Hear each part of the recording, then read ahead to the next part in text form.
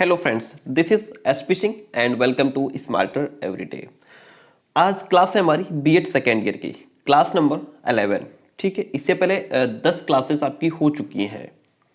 आज का जो हमारा टॉपिक है शैक्षिक नेतृत्व, एजुकेशनल लीडरशिप। ठीक है, तो आज हम इस टॉपिक को डिस्कस करने वाले हैं। जानेंगे नेतृत्व का अर्थ, जानेंगे उसकी परिभाषाएं, जानेंगे और उसके बाद उसके प्रकार जानेंगे। प्रकार जानने के बाद फिर आवश्यकता जानेंगे। ठीक है, तो इस प्रकार से आपकी जो क्लास है बहुत ही बेहतरीन होने वाली है। चलिए शुरू करते हैं आज की ये बेहतरीन क्लास। शैक्षिक नेतृत्व है क्या? नेतृत्व किसे कहते हैं? मेन पॉइंट है नेतृत्व क्या होता है ना। चलिए शुरू करते हैं आज की क्लास। नेतृत्व का अर्थ। डियर फ्रेंड्स, आपको पता है मनुष्य एक सामाजिक प्राणी है। समाज में अगर मनुष्य नहीं रहता है तो फिर वो कुछ भी नहीं है और कुछ कर भी नहीं सकता है। उसे आगे बढ़ने के लिए, कुछ करने के लिए समाज की जरूरत पड़ती है। यूं कहें कि हर पल समाज की जरूरत पड़ती है। ठीक है, भले ही आपको किसी इंसान की आवश्यकता ना हो, लेकिन जो भी आप काम करते हैं या जो भी सामान खरीदते हैं वो भी तो एक दूसरी जगह से लाना पड़ता है। तो ये सब क्या है कि हम समाज में रहकर ही अपने जीवन को यापन कर सकते हैं और समाज के अंतर्गत समूह में रहते हुए हम अपन जीवन यापन करते हैं। ठीक है, समूह के उन्हीं व्यक्तियों में से कुछ व्यक्तियों में ऐसे गुण उत्पन्न हो जाते हैं जो दूसरों से कार्य लेने तथा आज्ञा देने अथवा निर्देश देने में कुशल हो जाते हैं। समाज में रहते हुए क्या होता है कि हम लोग किसी न किसी ग्रुप में मालिक हो जाते हैं, या फिर जो है यूं कहें कि परिवार के मुखिया जो होते हैं वो भी नेतृत्व का काम करते हैं। तो कह रहा है कि समूह के उन्हीं व्यक्तियों में से, यानी कि कोई एक समूह बन जाता है धीरे धीरे, और फिर उन समूह में से कोई एक ऐसा व्यक्ति होता है जो उस समूह का मालिक बन जाता है। कुछ व्यक्तियों में ऐसे गुण उत्पन्न हो जाते हैं जो दूसरों से कार्य लेने तथा आज्ञा देने, यानी कि कुछ व्यक्तियों में ऐसी क्वालिटीज उत्पन्न हो जाती हैं, या यूं कहें कि उनमें जन्मजात कुछ ऐसे गुण होते हैं जो वो दूसरों से कार्य लेने, उनको आज्ञा देने, या फिर यूं कहें कि उनको निर्देश देने में वो कुशल हो जाते हैं।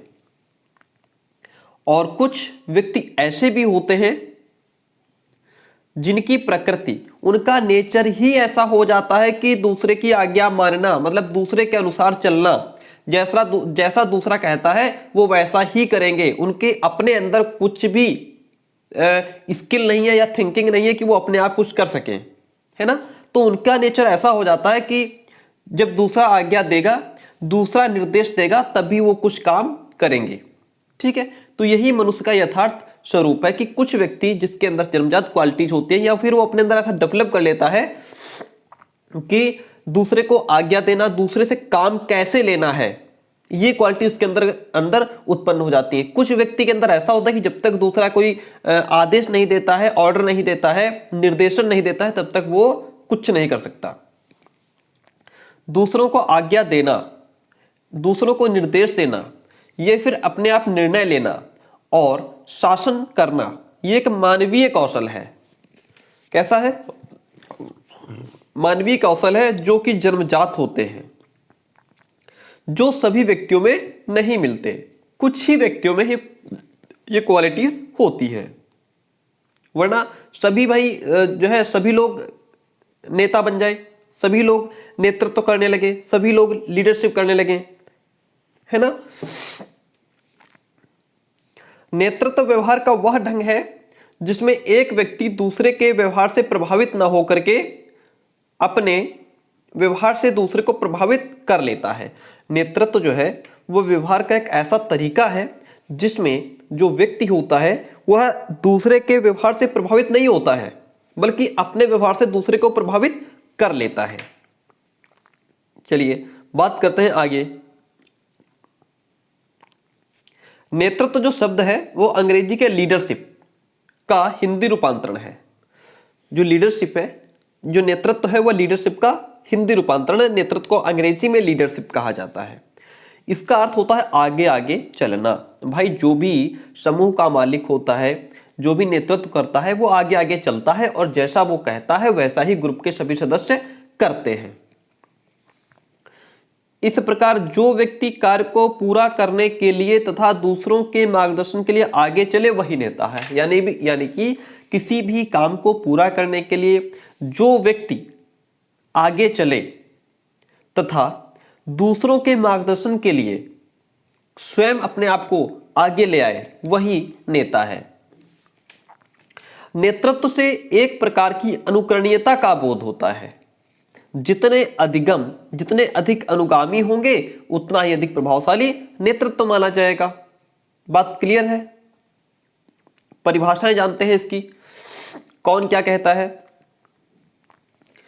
चेस्टर बर्नार्ड कहते हैं नेतृत्व वह व्यवहारगत गुण है जिससे वह अन्य व्यक्तियों या उनकी क्रियाओं को निर्देशित करता है। नेतृत्व क्या है? नेतृत्व एक ऐसी क्वालिटी है, एक ऐसा गुण है जिससे जो अन्य सदस्य हैं, जो अन्य व्यक्ति हैं, उनकी क्रियाओं को वो निर्देशित करता है, उनको आदेश देता है।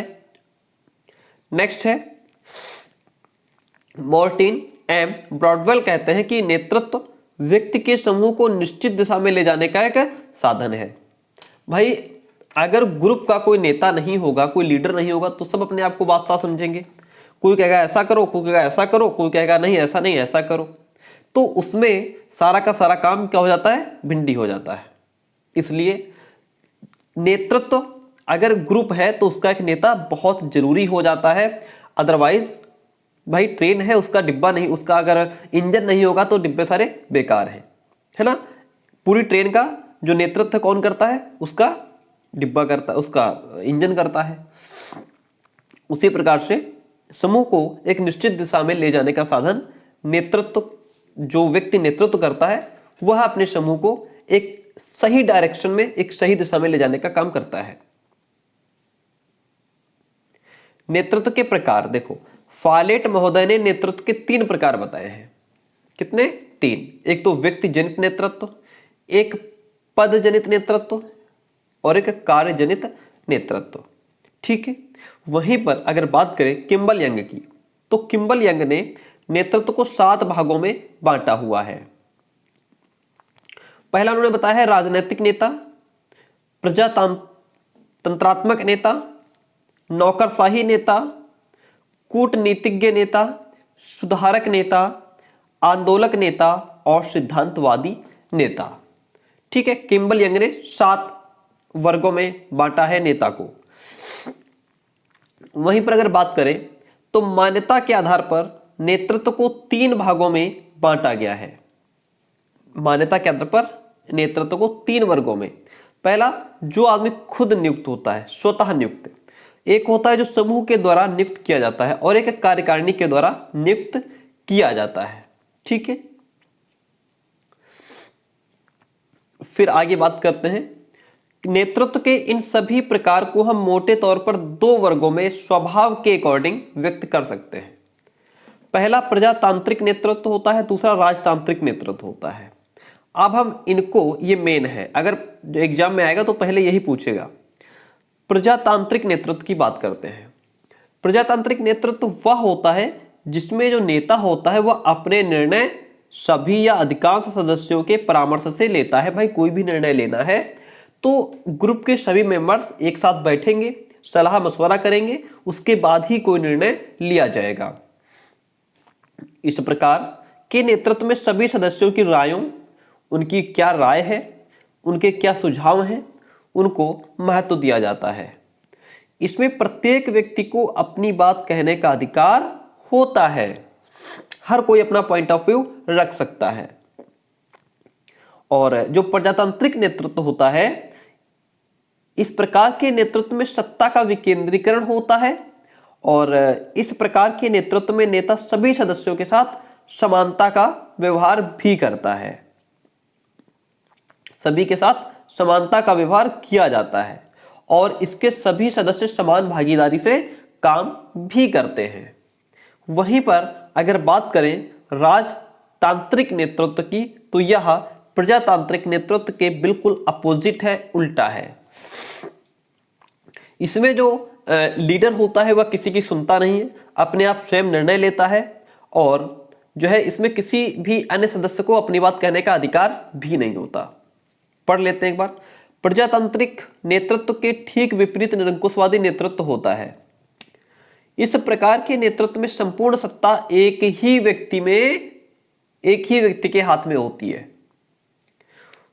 अन्य सदस्यों को राय या सम्मति देने का अधिकार नहीं होता। इसमें कोई व्यक्ति अपनी बात नहीं कह सकता, अपनी राय नहीं दे सकता, अपना सुझाव नहीं दे सकता। इसी प्रकार नेता सभी के साथ समानता का व्यवहार नहीं करता है। कुछ चुनिंदा लोग होते हैं, उनको अपने साथ रखता है, बाकी को अलग कर देता है। बाकी लोग ऐसा ही करेंगे जैसा वो कहेगा। सत्ता का भी विकेंद्रीकरण न होकर सत्ता कुछ ही हाथों में सिमट करके रह जाती है और यही नेता ही समूह की समस्त नीतियों का निर्धारण करता है। जो नेता है वो समस्त नीतियां जो भी हैं उनको वो खुद चूज करेगा, निर्धारण करेगा, वह किसी की सुनेगा नहीं। और उन नीतियों का क्रियान्वयन कैसे हो यह भी स्वयं वही निर्धारित करता है। कुल मिलाकर के बात है कि नेता अकेला ही सर्वे सर्वा होता है। वह स्वयं ही सर्वोच्च पद पर रहता है, स्वयं ही न्यायाधीश और कार्य मालिक होता है। मतलब क्या सही है क्या गलत है खुद अपना निर्णय लेता है और प्रत्येक के भाग्य का निर्णय करता है। तो ये था हमारा राजतांत्रिक नेतृत्व। अब बात करते हैं कि नेतृत्व की आवश्यकता क्यों पड़ती है। नेतृत्व की आवश्यकता क्यों पड़ती है? सबसे पहले तो उद्देश्य निर्धारण में, सबसे पहले उद्देश्य के निर्धारण में, एम क्या है, गोल क्या है, लक्ष्य क्या है, इसको चूज करने में। नेतृत्व का सबसे पहला जो काम है वो है अपने समूह और समूह के जितने भी कार्य हैं उनके उद्देश्य क्या होंगे उनको निर्धारित करना है और उद्देश्य ही समूह के व्यवहार और कार्यों को दिशा प्रदान करते हैं। जिस प्रकार का उद्देश्य ग्रुप लेकर के चलेगा उसी प्रकार से उनको दिशा भी प्रदान की जाएगी। संगठन करना है भाई, इसमें क्या है कि नेतृत्व का दूसरा काम है समस्त कार्य प्रणाली का संगठन करना, है ना। यानी कि उसके लिए संसाधन जुटाना, जो आवश्यकता वाली चीजें हैं वो अवेलेबल कराना, इसके लिए वह सभी प्रकार के संसाधनों की भी व्यवस्था करता है। जिस लक्ष्य के लिए, जिस गोल के लिए ग्रुप बनाया गया है तो उसके लिए जरूरी चीजें भी अवेलेबल कराना जो नेता होता है उसका काम होता है। नेक्स्ट पॉइंट है नियंत्रण करना, यानी कि नेतृत्व की आवश्यकता क्या है, नियंत्रण करना। नेता अपने समूह के सदस्यों के कार्यों और उनके व्यवहार पर नियंत्रण करके यह भी सुनिश्चित करता है कि समूह के कार्य और व्यवहार निर्धारित नीतियों और उद्देश्य के अनुरूप हों। जो नीतियां निर्धारित की गई हैं, जो उद्देश्य हैं उनके अकॉर्डिंग हों। और वह इस बात पर भी नियंत्रण करता है कि समूह के सदस्यों के आंतरिक संबंध जो है वो समूह के आदर्शों के अनुसार ही हों, ताकि सदस्यों के जो पारस्परिक एक दूसरे के साथ जो संबंध बने हुए हैं वो टूटने ना पाए। इस बात का भी ध्यान रखना पड़ता है। फिर प्रतिनिधित्व करना। नेता अपने समूह का प्रतिनिधित्व करता है।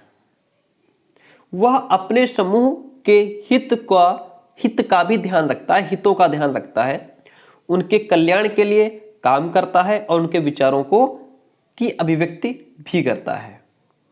नेक्स्ट है प्रेरणा प्रदान करना। नेतृत्व की आवश्यकता क्या है? एक तो है प्रेरणा प्रदान करना।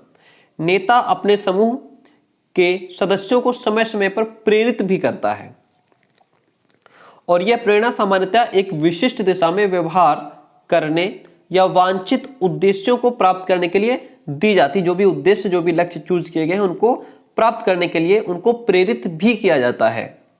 जिस प्रकार से शिक्षक जो होता है वो एक नेता के रूप में अपने छात्रों को अध्ययन करने के लिए प्रेरित भी करता रहता है, उसको इंस्पायर करता रहता है, प्रेरणा देता रहता है। कौन? एक शिक्षक नेता के रूप में। नीतियों का निर्धारण करना, यह भी एक आवश्यकता है। नेतृत्व या नेता का एक कार्य नीतियों का निर्धारण करना भी होता है। नेता समूह के लिए आदर्श, कार्यप्रणाली, दायित्व तथा नीतियों का निर्धारण करता है। उसके जितने भी अनुयायी होते हैं, फॉलोअर्स होते हैं, वो इन्हीं आदर्शों और नीतियों का पालन करते हुए काम को करते रहते हैं। लास्ट वन है पुरस्कार एवं दंड की व्यवस्था करना। नेता यह भी तय करता है कि वह अपने अनुयायियों को, अपने फॉलोअर्स को, अपने ग्रुप के सदस्यों को अगर जरूरत पड़े तो उनको दंड भी दे, और जो काम अच्छा कर रहे हैं उनको पुरस्कार भी दिया जाना चाहिए। उसे समूह के द्वारा ऐसा करने की शक्ति प्राप्त होती है। ठीक है माय डियर फ्रेंड्स, तो आज की क्लास कैसी लगी आप कमेंट बॉक्स में जरूर बता करके जाएंगे, और आशा करता हूं कि आपने वीडियो लाइक कर दिया होगा। अगर नहीं किया है तो प्लीज लाइक, कमेंट, शेयर करके जाइएगा। थैंक यू, मिलते हैं नेक्स्ट क्लास में।